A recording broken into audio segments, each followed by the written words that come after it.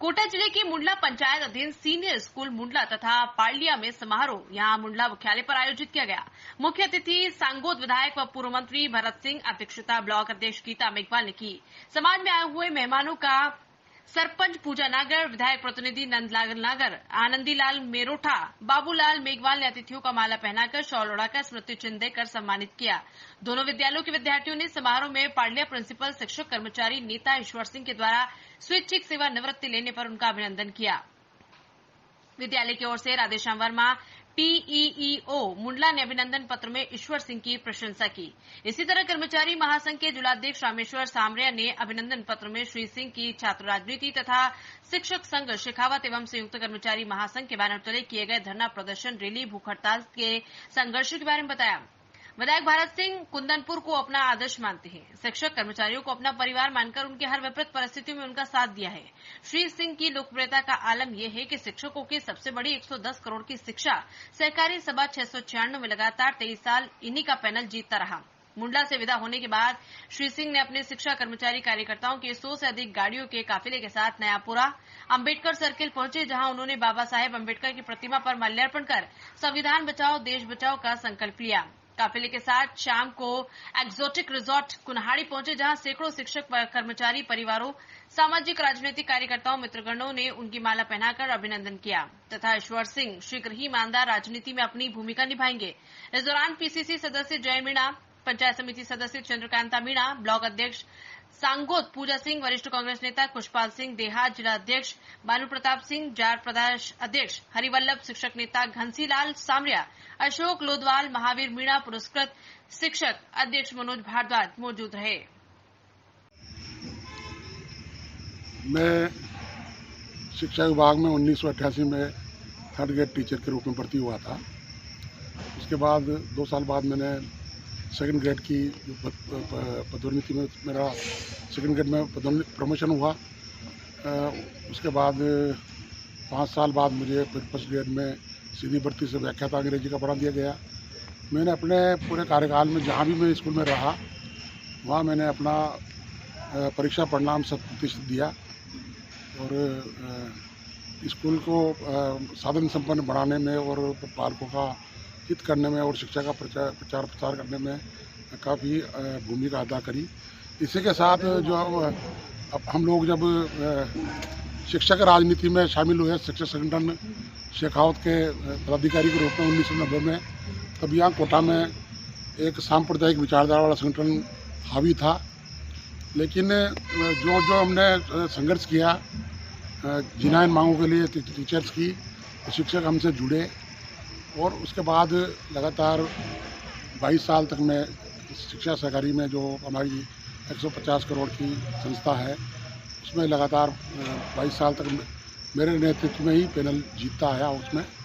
और मैं जब प्रिंसिपल बन गया उसके बाद मेरे भी दुर्भावनापूर्ण तरीके से कई बार इस नेतागिरी के कारण या शिक्षकों की आवाज़ बुलंद करने के कारण सरकारों ने ट्रांसफ़र करके डराने का प्रयास किया। लेकिन मेरा एक जीवन में मैंने एक पिक्चर जो थी शोले मैंने देखी थी बचपन में, उससे एक चीज़ मैंने सीखी थी जो उसमें कई बार गद्दार लोग भी कोई अच्छी बात बोल देते हैं। जो उसमें जो अमजद खान ने एक डायलॉग बोला था कि जो डर गया समझ जो कि मर गया। तो मैंने इस चीज़ को ध्यान में रख के शिक्षक सेवा शुरू करी और जो भी आंदोलन किए, धरना प्रदर्शन और रैलियाँ करी और जो भी सरकार के खिलाफ हड़तालें जो भी आंदोलन हुए, तो डराने के लिए सरकार ने कई बार सस्पेंड करना है, कई बार जेल में डालना है, इस तरह की उन्होंने अपने हरकतें करी। लेकिन मैंने चूँकि मैं इस सिद्धांत को विश्वास करता था, मेरी विचारधारा तो भगत सिंह की थी क्रांतिकारी, लेकिन मेरा तरीका जो था वो एक गांधीवादी तरीके से मैंने अपने मूवमेंट को चलाया हाड़ौती में। और शिक्षक संघ के पदाधिकारी के रूप में और कर्मचारी महासंघ के पदाधिकारी के रूप में हाड़ौती में जो भी आंदोलन हुए, बड़े बड़े आंदोलन हुए, B2 का लाभ देने के लिए हुए, कर्मचारियों के केंद्र के समान वेतनमान देने के लिए जो आंदोलन हुए, और ओल्ड पेंशन स्कीम का जो आंदोलन अभी हुआ, हम लोगों ने यहाँ कोटा में शुरुआत करी थी पूरे राजस्थान में। और इसके लिए मैंने खुद जयपुर जाके जब गहलोत साहब ने इसकी घोषणा करी पेंशन देने की, कि भाई 2004 के बाद के लोगों को पेंशन दी जाएगी। ये घोषणा राजस्थान ने एक मिसाल पेश करी, एक नज़ीर पेश करी। तो मैंने खुद अपने साथियों के साथ जाके जयपुर में गहलोत साहब का धन्यवाद ज्ञापित किया कि मैंने साहब आपने एक बहुत ऐतिहासिक काम किया है।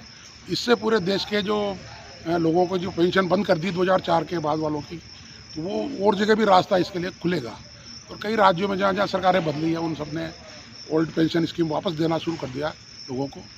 ये बहुत बड़ा एक क्रांतिकारी स्टेप था। अपने कई बार तबादले टीचर्स के हुए तो उनके लिए हमने स्थानांतरण नीति बनाई जावे और दुर्भावनापूर्ण ट्रांसफर नहीं किए जाए, इसके लिए धरना प्रदर्शन भूख हड़तालें करी और इतनी उससे करी अपनी विल पावर से कि सरकारों को भी झुकना पड़ा। अब आपने वीआरएस लिया है, अब आगे क्या नीति रहेगी आपके यहाँ की? वीआरएस इसलिए लिया है कि अब नौकरी के काफ़ी कर ली अपने, प्रिंसिपल के पद पे थे और